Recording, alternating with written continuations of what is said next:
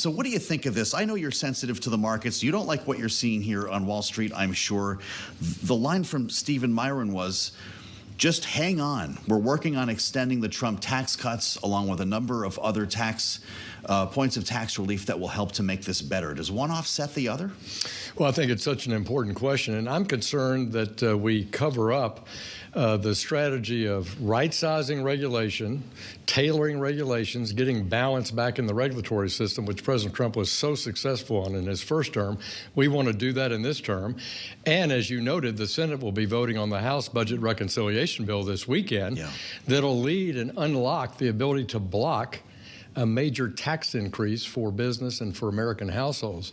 Those are big, certain issues that I think we can get done. I believe strongly in them. And I don't want to see a tariff strategy, offset that, which is why I believe in trade diplomacy. I think President Trump's right to engage in trade diplomacy, but I believe sincerely that you should target sectors in a very isolated way and achieve results, and do the same thing in reciprocity with countries you think are bad actors that are not open to American products. And then finally, as it relates to Canada and Mexico, I really think the president should advance the negotiations on the USMCA reauthorization of that treaty, that trade arrangement, and let's make some changes.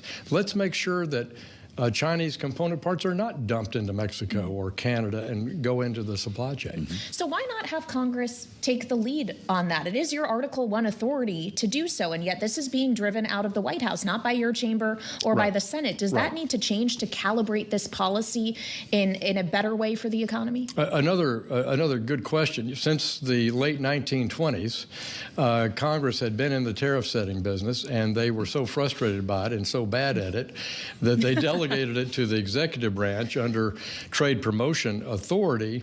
But I think Article 1's job there is to make sure we try to get it right, work with the administration to get it right in the Senate's case, ratifying treaties where necessary.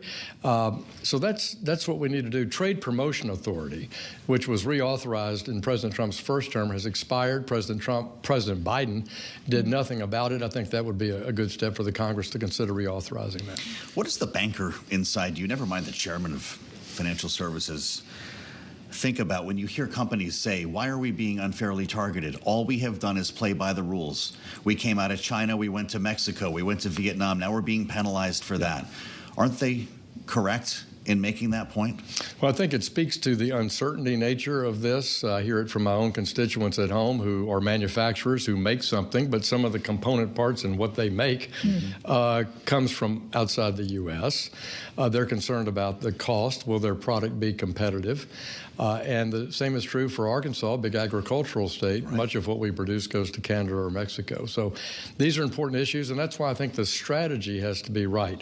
Using trade diplomacy to open new markets, using trade diplomacy to lower rates in certain product categories, like auto in the European Union, for example, and using trade diplomacy to punish bad actors. Those are all important elements of it, and I think that gives some certainty. When you use an across-the-board approach, you get that uncertainty that my constituents are reflecting. So I hope we can work on clarifying that in the weeks ahead. Well, and in the weeks and months ahead, the White House, as Joe mentioned earlier and you were alluding to, the White House is pushing toward tax cuts that have to happen at some point if the TCJA is not going to expire. I do wonder, though, the argument around that tax package in 2017 was it was going to juice the economy. It was going to put more money into people's wallets. It was going to give businesses more money to make capital investments. Is it going to have the same effect this time around, though, if it's just an extension of what already exists and those people and businesses may be feeling a bit more of a pinch in terms of the margin they actually have to work with to spend that additional capital? Well, the expensing has been being phased out, and so the renewal of that, I think, will spur capital investment. The R&D tax credit, the same. It will spur new investment. You're right, at the corporate marginal rate or at the household marginal rate, people would just feel relief. Good. I mean, I can count on that going forward. So I think it will unlock some activity in the economy, and it will produce faster economic growth, even if the marginal rates don't change dramatically. There was a time when revenue from tariffs was pitched as a way to help pay for extending or making permanent the Trump tax cuts. Is that part of the conversation any longer, or are the tax cuts going to be extended in lieu of the tariffs?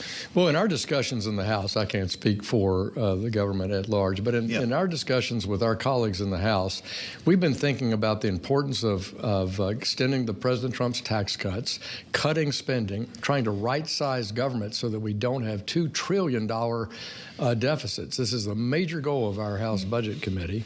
And we're not counting on tariff revenue, because tariff revenue is very difficult to predict. You have countervailing duties. You have people will change their buying patterns. So to automatically assume that you can count on that, I think is not significant or smart. So we have not per se counted on that, and OMB does not count tariff revenue in their scoring.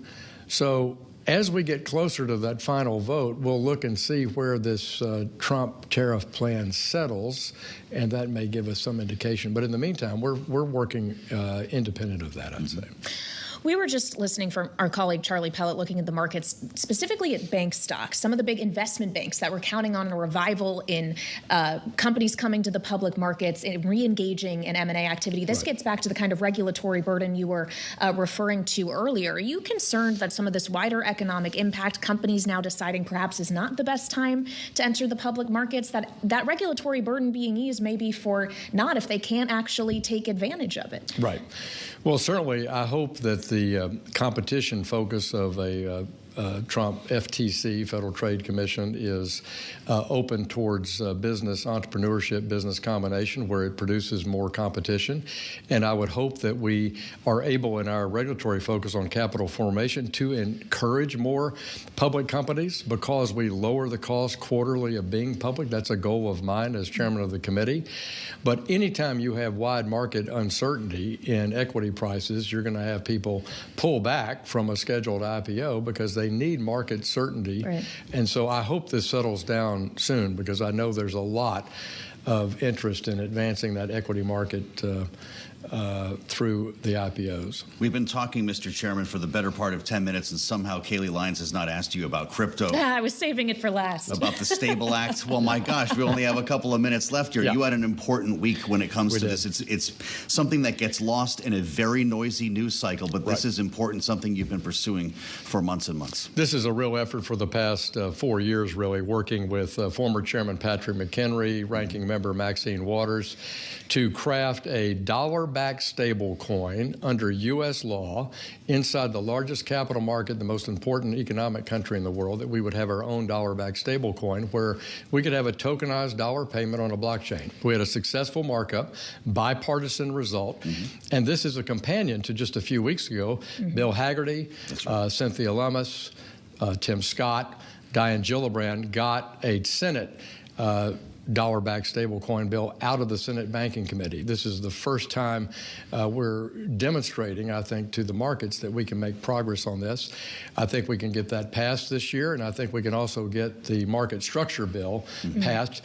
You've got to link them, because a dollar-backed stablecoin, but without market structure, how would you custody it? How would you exchange it? How would it be used? So they're important that we try to keep them working together. President Trump's asked us to complete that work by the August recess. Okay, so in terms of sequencing, will we see a full floor vote on the stablecoin legislation before market structure efforts begin, or is that already underway? I think House and Senate leadership have the best strategy under discussion. Tim Scott, Bill Hagerty, Cynthia Lummis, they're outstanding leaders. They know this issue well, and we know it well in the House, so we're going to craft the best legislative strategy. All right. How different will it be to fit 21?